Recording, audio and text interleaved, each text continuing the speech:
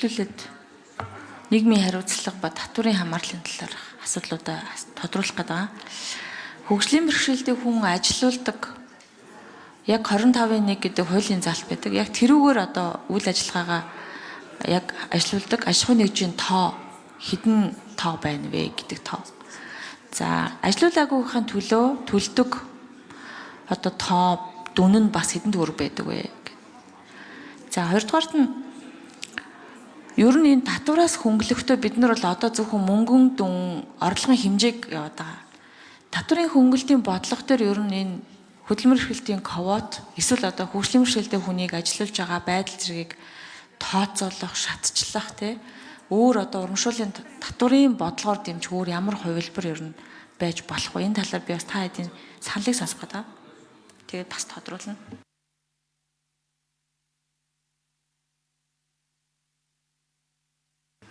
За хасвар гав өгш хариулъя.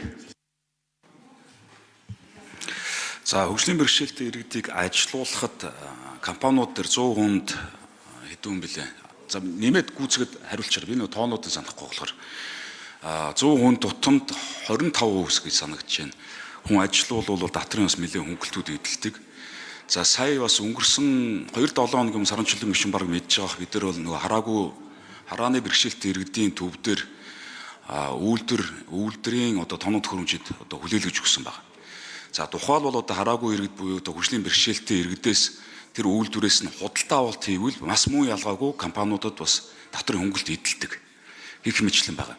За аж ахуйн нэгжийн орлогын татвар хөдөлмөрийн чадвар бра 50 болон түүнээс дээш хувиар алдсан хөгжлийн бэрхшээлтэй хүнийг ажилтдаг одоо аж ахуйн нэгж болон нийт ажиллагчид хөгжлийн бэрхшээлтэй хүний эзэлж байгаа хувь хэмжээгээр нь аж ахуйн нэгжийн орлогодох одоо ноогдох албан татвар хөнгөлж өгч байгаа. За дөрвөн аж ахуй нэгж 1.7 тэрбум төгрөгийн хөнгөлт эдэлсэн байна энэ хугацаанд. Одоо энэ жил гэсэн үг. Тэгэхээр энийг бол жоохон сурчлах хэрэгтэй. Ягаад гэвэл манай энэ иргэд аж ахуй нэгжид тэр талын мэдээлэл жоохон тааруулах юм бэл. Энд чинь эргээгээ тэр иргэдийг ажилуулвал татрын хөнгөлт байгаа гэдэг мэдээллийг аль болох сурчлах шаардлагатай л гэж харагдаж байна. За өөр гүйцэж хариулах юм байл хариулаарай. За отхон сарын чөлөө гişүн тодруулж ирсэн. За гавыг гişүн баярлаа.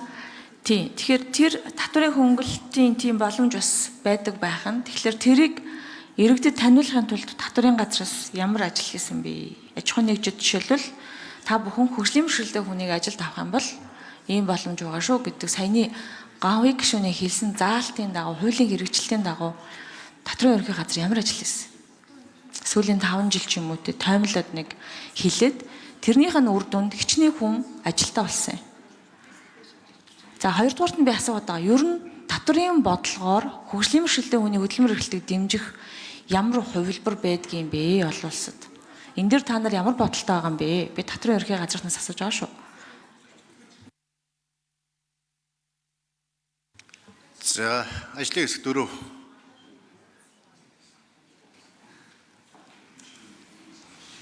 Цогтноор нь татврын ерөнхий газар хариулъя.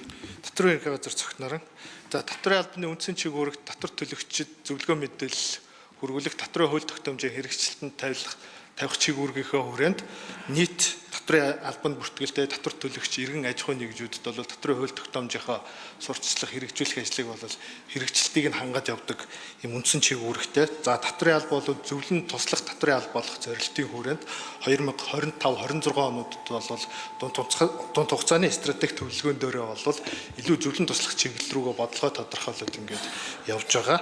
За аж ахуйн 2026 оны 1-р улирлын байдлаар бол яг энэ зөвлөн туслах чиг үүргийнхээ хүрээнд хөгжлийн бэрхшээлтэй иргэн хуулийн этгээд ажилуулдаг нэг 17,000 гаруй иргэдийг ажилуулсан ийм аж ахуйн нэгжүүдтэй суралт зөвлөгөө үйлчилгээгээ үзүүлсэн гэдэг ийм дүн мэдээ. Өөрөөр хэлбэл энэ он гараад 6 За гүйцэд хариулчих.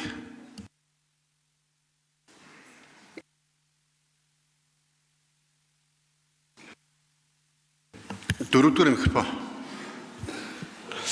За энэ оны хувьд бол зөвлөн туслах чиг үүргийнхээ хүрээнд 6500 орчим аж ахуйн нэгжүүдэд татрын хууль тогтоомжоо сурчлах юм ажлуудаа хийгээд байгаа. За энэний цаана бол мэдээж 17,000 гаруй суудхан төлөгч аж ахуйн нэгжүүд иргэдүүд бол байгаа. Тэнд бас тодорхой хэмжээний хөгжлийн бэрхшээлтэй иргэдүүдэд сургалт зөвлөгөө үйлчилгээнд бол хамруулад энэ зөвлөн туслах ажлаа хэрэгжүүлсэн гэдэг юм дүр мэдээ байна. За сарын жилийн өгсөн тодруулъя. За дансаа хаалгасан аж ахуйн нэгж байгууллагуудын тоо судалгаа та бүхэнд байгаа. Тэр дансаа хаалгахад хүрсэн шалтгааныхын цаана ямар нийгэм сэтгэл зүй одоо эрүүл мэндийн ч юм уу асуудал байсан бэ тэ энэ аж ахуйн нэгжүүдийн цаана ер нь одоо хүнд нөхцөл байгаа ажилтнуудаас бүрддэг жижиг байгууллага ч юм уу тэ иймэрхүү асуудал байсан юм болов уу? Энэний цаадах нийгмийн асуудлыг ер нь судалж үзсэн үү? Энэ дээр бас мэдээлэл авч.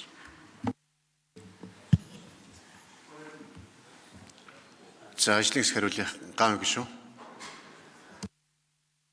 За дотрын ажлын хэсэг анх байгуулагдаад явж байхад бол одоо яг энэ данс хаадаг энэ аргас аргаас салах ёстой гэсэн байдлаар бол энэ хуулийн төслийг анх босруулж ирсэн. Одоо манай Ган Зориг гишүүн маш идэвхтэй оролцсон. За манай Батуул гишүүн байна. За манай Инх Түшин гишүүн байна. Тэгээд тэр ч утгаараа яг энэ одоо аж ахуйн нэгжийн орлогын төр хууль болон татрын эрхийн хууль дээр тэр өөрчлөлт орж ирж байгаа. Нэг өсөндөө одоо ингээд шууд хаагаад шууд мөнгөний авдаг биш. Тодорхой хэмжээнд үлдээгээд тодорхой хэмжээг ингээд татварт авдаг байх энэ зохицуулт. За OECD-ийн орнууд бол нэлээд түгээмэл байдаг. Одоо энд орсон жирсэн байгаа загвар нь бол одоо Шинэ Зеландын одоо татрын хуулийн загвар байгаа. Ер нь бол татрын дансыг хаана гэдэг маань үндэстэй тэр аж ахуйн нэгжийг дампуурал гэсэн үг шүү дээ. Ер нь бол яг зөв энгийнээр хэлэхэд бол. За түүнтэй холбоотой бол сэтгэл зүйн бол нэлийн хүнд асуудлууд бол үүсдэг. Ажилтнуудаа цалингаа тавьж чаддгүй. Ер нь бол ингээд нөгөө бид нар чинь татрын өртөө бол одоо тендер ч орж болдгоо, татрын өртөө байвал тодорхойлтоо ч авч болдгоо.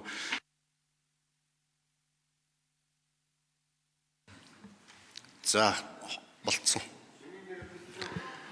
За даваа хүн бүрв даваагч асуултаа